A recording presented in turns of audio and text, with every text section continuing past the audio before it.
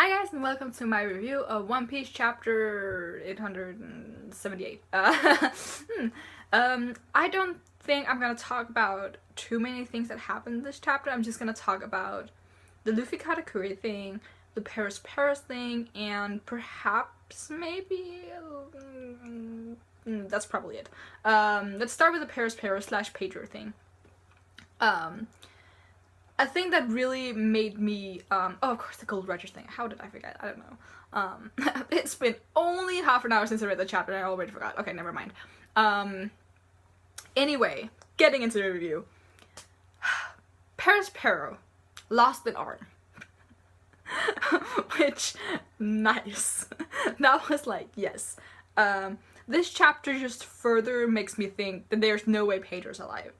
The entire thing with his flashback was like how to choose his death, everything about his death, about like passing on legacies.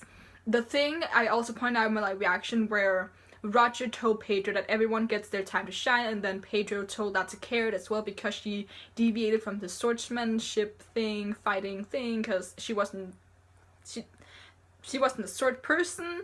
So he taught her to fight with like the things. That's super accurate. I really, that parallel was like my favorite thing in the entire chapter. That was just like, yes. And then the thing where you have Nami being like, Pedro, oh my god, no, it's Pedro. That just settles for me. Pedro's dead.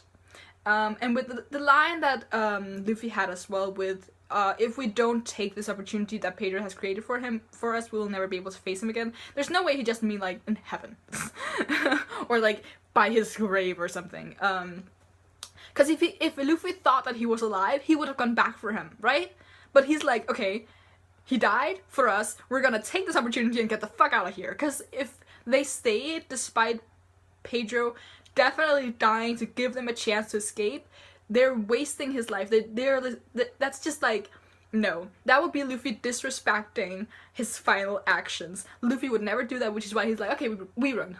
We just go the fuck out. Luffy, Nami is ready, ship ready to fly. We fly the fuck out of here. That was very nice. It just settles for me that Pedro's dead. Also, another good thing for the people who are like, oh, Pedro's definitely alive, because this is One Piece and people don't die.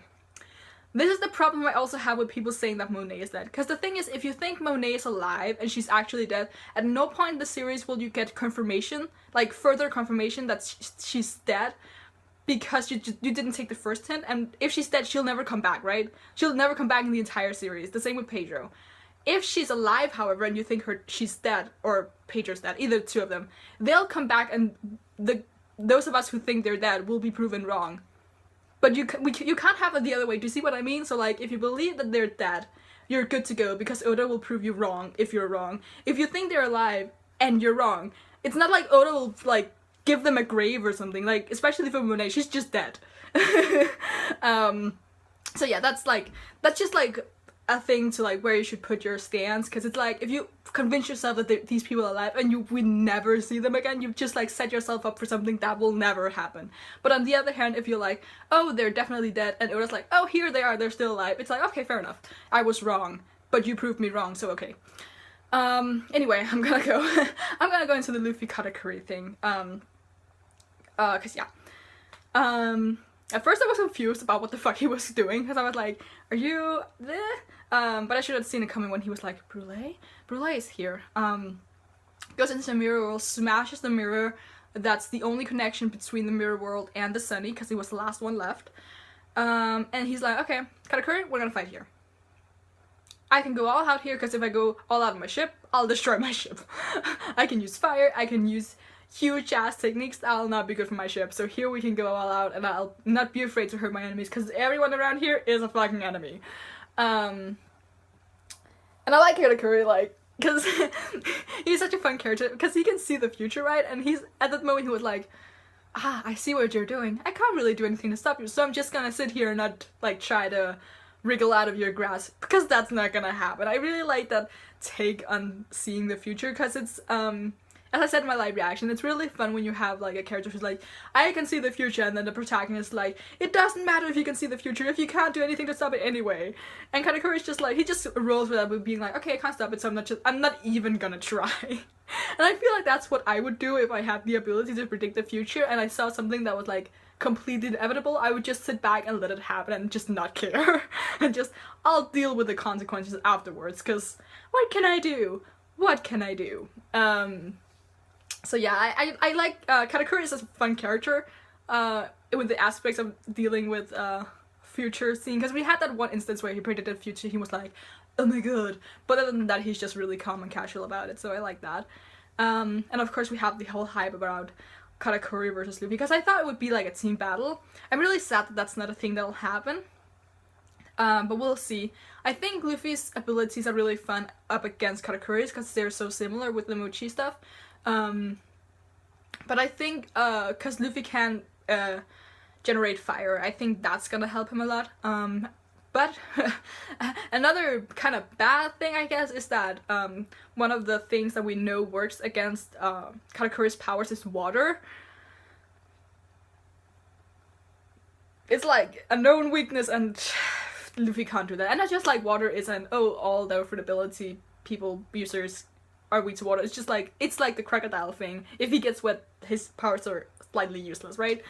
So yeah, excited for that. Going a little bit back to Carrot, because I want to finish talking about that.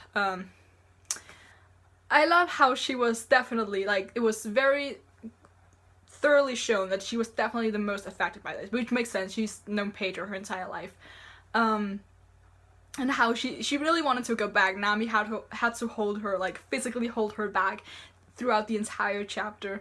And, like, she had that ugly crying face, which I really appreciate, because it's like with other series, it's like, oh, they cry so prettily.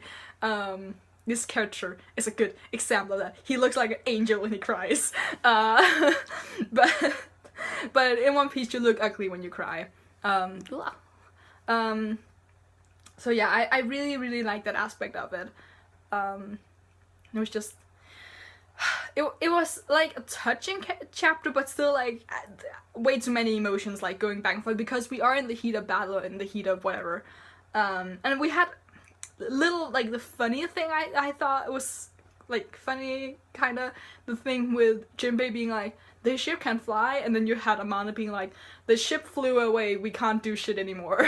Because as I mentioned in my live reaction as well, it's like, it's so common for us, the ship can fucking fly. But I always forget that it's like an unusual thing. It's like with, if you ever watched the Red Haikyuu, you have the oddball quick thing that Kageyama he does to do, and it's like such a common occurrence for the readers and for the team, but for everyone who sees this for the first time, they always have the same reaction, and every single time it's so funny and satisfying to see them being like, the heck is that? And it's the same with the ship flying. It's like, huh? I love that. I love that a lot. It's like you're in a secret, and when other people know that secret, you're like, ha ha ha, I bet you didn't see that coming. I love that so much. Anyway, I should stop slapping my leg. It was a good chapter. Enjoyed the color spread as well. With we had the front thing with not the Wano team, but we had Usopp and Zoro, and then we had the entire crew on the color spread, which was really nice as well. I don't think I have much else to say. It was just like very, it really hammered in the fact for me that Pedro's definitely dead, and then moves on to the fight with Katakuri, basically. Like, it takes the opportunity that Pedro created in the last chapter, we get away as we should, and Luffy just decides to take on this fight by himself. Oh, I really liked, I said this in the live reaction as well, but I really liked, Luffy is really in captain mode here. Like, this is what we're gonna do, you're gonna do as I say because I'm the captain, and this is how we're gonna do this and that, and I'm just gonna take on this guy, don't worry, I'll come back. I really like Luffy when he goes into serious captain mode. It's so nice, because Luffy, especially in the new world, he's been much better at separating captainness and Luffy the friend, I guess.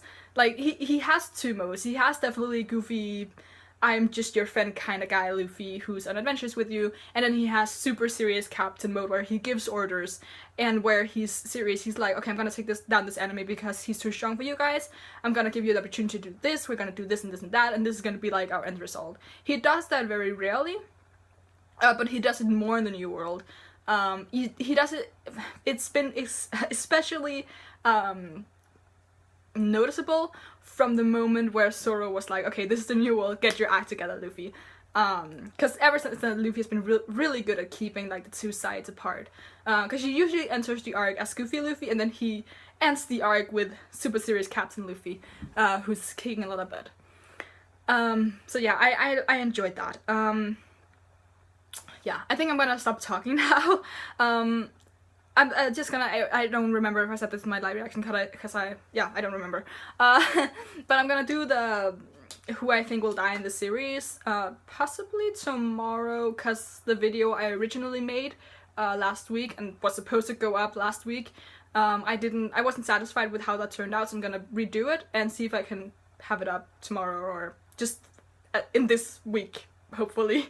So it's not that I just neglected you like I usually do when I make these promises, it's just I just wasn't satisfied with how it turned out, so I'm gonna try to redo it. But anyway, you can leave a like if you liked anything that I had to say.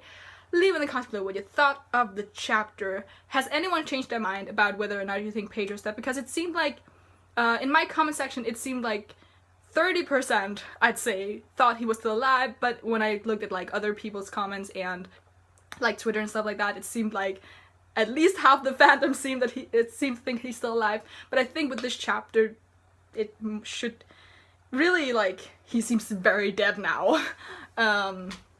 But I don't know if that's swayed any of you. So yeah, I want to know what you think about Pedro now. And yeah, I guess you can subscribe if you want to see more, and until next time, bye!